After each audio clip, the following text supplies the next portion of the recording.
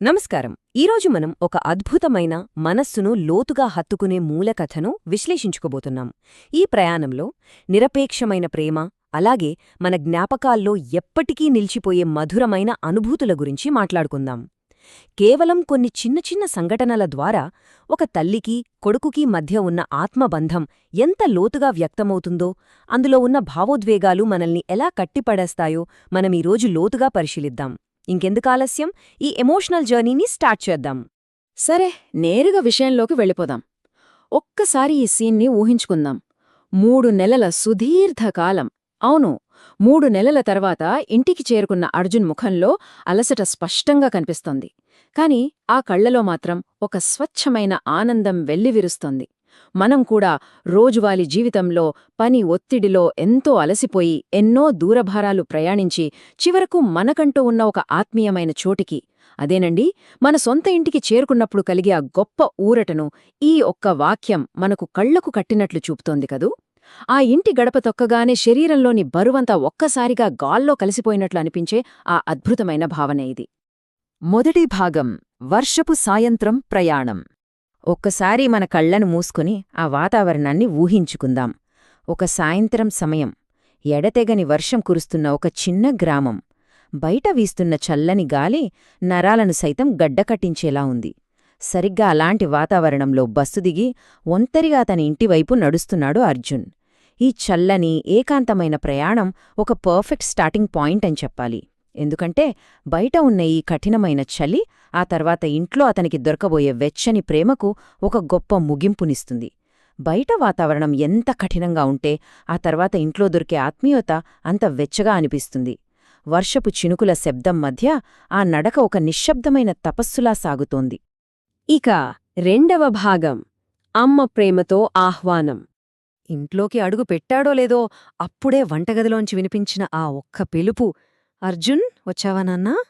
అబ్బా, ఈ మాటలో ఉన్న ఆప్యాయత ఎలాంటిదంటే అప్పటివరకు ప్రయాణంలో పడిన అలసట, ఆ వర్షపు చలి అన్నీ మంత్రం వేసినట్లు ఒక్క క్షణంలో మాయమైపోతాయి. అమ్మ గొంతు వినదానే ఆ ఇంటి వాతావరణమే పూర్తిగా మారిపోతుంది కదా. ఆ గొంతులో ఉన్నది కేవలం క్యాజువల్ పలకరింపు కాదు, ఇన్నాళ్లుగా తన బిడ్డ కోసం 1000 కళ్లతో ఎదురుచూసిన ఒక తల్లి ప్రాణం. ఆ పిలుపులో మాటల్లో చెప్పలేని ఒక గొప్ప సాంత్వన దాగి ఉంది.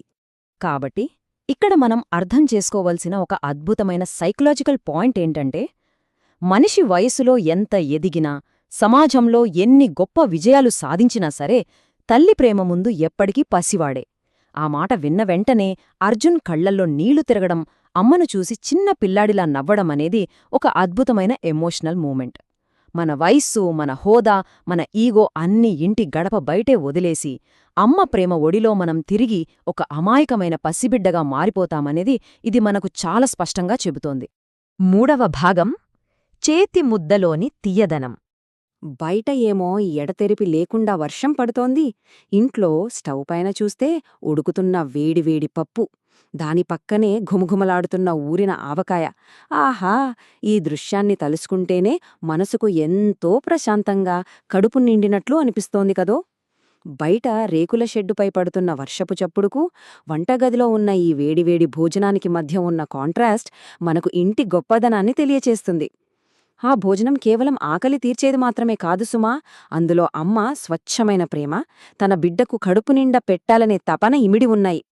ఇక్కడ మనం మాట్లాడుకోవాల్సిన మోస్ట్ ఇంట్రెస్టింగ్ పాయింట్ ఒకటుంది, అదే ఆవకాయ.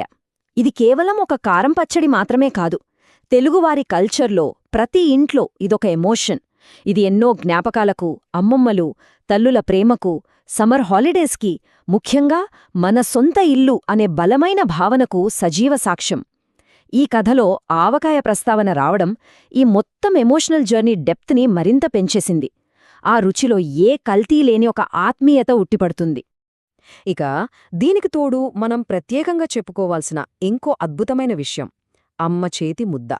అమ్మ స్వయంగా అన్నం కలిపి తన చేతితో కొడుకుకి తినిపించడమనేది కేవలం ఫిజికల్గా అన్నం పెట్టడం కాదు, తన ప్రేమను, ఆప్యాయతను, తన ప్రాణాన్నే ఆ ముద్ద రూపంలో బిడ్డకందించడం. ఇది 2 హృదయాల మధ్య జరిగే అత్యంత ఆత్మీయమైన బంధం. చేతి ముద్ద తినేటప్పుడు కలిగే ఆనందం ప్రపంచంలో మరే ఇతర ఆహారం ఇస్తుందో లేదో మనక్కూడా తెలీదు. అందుకే అర్జున్ అంత ఆనందంగా ఆ ముద్దలను ఆస్వాదిస్తున్నాడు. ఇక్కడ ఎంత చక్కటి పోలిక ఉందో గమనించండి. ఒకవైపు మనం బయట తినే అత్యంత ఖరీదైన 5 స్టార్ హోటళ్లలోని భోజనం, మరోవైపు అమ్మ స్వయంగా చేసిన సాధారణ భోజనం. ఈ రెండు భోజనాల మధ్య రుచిలో ఉన్న వ్యత్యాసం కేవలం అందులో వాడిన ఇంగ్రీడియెంట్స్ వల్ల వచ్చింది కాదు. ఆ రుచిని నిర్ణయించేది కేవలం ఆకలి కాదు, ఆ వంట వెనుక ఉన్న భావోద్వేగం, ఆ నిస్వార్థమైన ప్రేమ.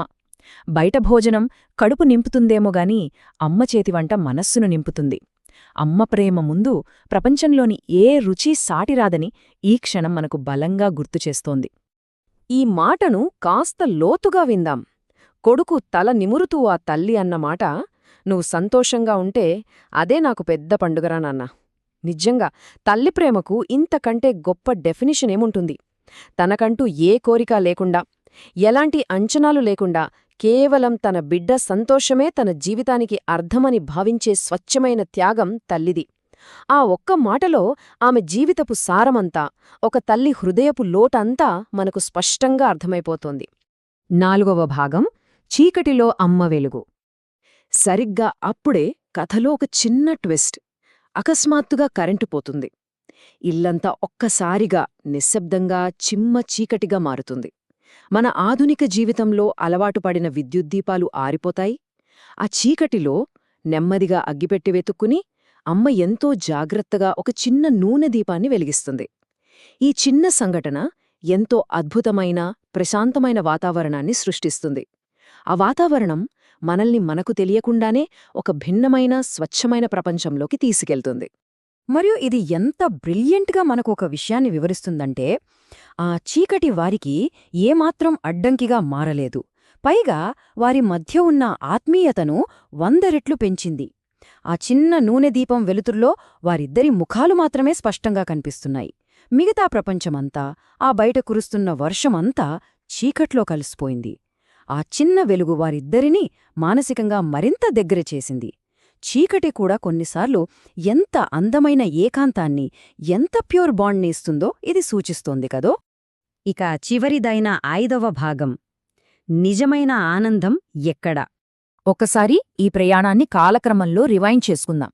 చల్లని వర్షంలో ఎంతో ఏకాంతంగా, ఒంటరిగా మొదలైన ప్రయాణం ఇంటి గడప దాటగానే ఒక వెచ్చని పలకరింపుగా మారింది.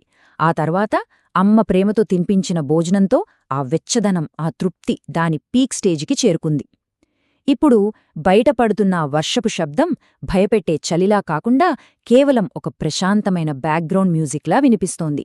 బయటి ప్రపంచం పూర్తిగా దూరమైపోయింది. ఆ చిన్న గదిలో కేవలం అమ్మ ఒడి, ఆ దీపం వెలుగు మాత్రమే మిగిలాయి. అర్జున్ అమ్మ ఒడిలో తలపెట్టి పడుకున్నాడు. అమ్మ నెమ్మదిగా, ఎంతో ప్రేమగా అతని తల నిమురుతోంది. ఆ స్పర్శ తగలగానే అర్జున్ ఎంతో ప్రశాంతంగా, నిశ్చింతగా కళ్ళు మూసుకున్నాడు. బహుశా ఒక మనిషి జీవితంలో కోరుకునే అల్టిమేట్ పీస్, అంతిమ ప్రశాంతత ఇదేనేమో. ప్రపంచంలోని టెన్షన్లు, బరువులు, బాధలు అన్నీ ఆ స్పర్శ ముందు తేలిపోయాయి. ఆ స్పర్శ ద్వారా ఒక గొప్ప, తిరుగులేని సత్యం మనకు రివీలవుతోంది. ముగింపుగా మనందరికీ వచ్చే ఒక యూనివర్సల్ క్వశ్చన్ ఏంటంటే, మనం బయటి ప్రపంచంలో ఎన్నో విజయాలు సాధిస్తాం, డబ్బు సంపాదిస్తాం, ఎన్నో లగ్జరీస్ని అనుభవిస్తాం.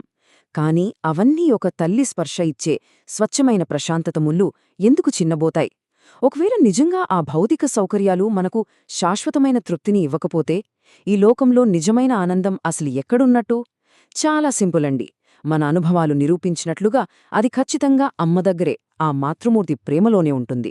ఈ లోతైన, అద్భుతమైన ఆలోచనతో ఈనాటి మన విశ్లేషణను ముగిద్దాం. మళ్ళీ కలుద్దాం.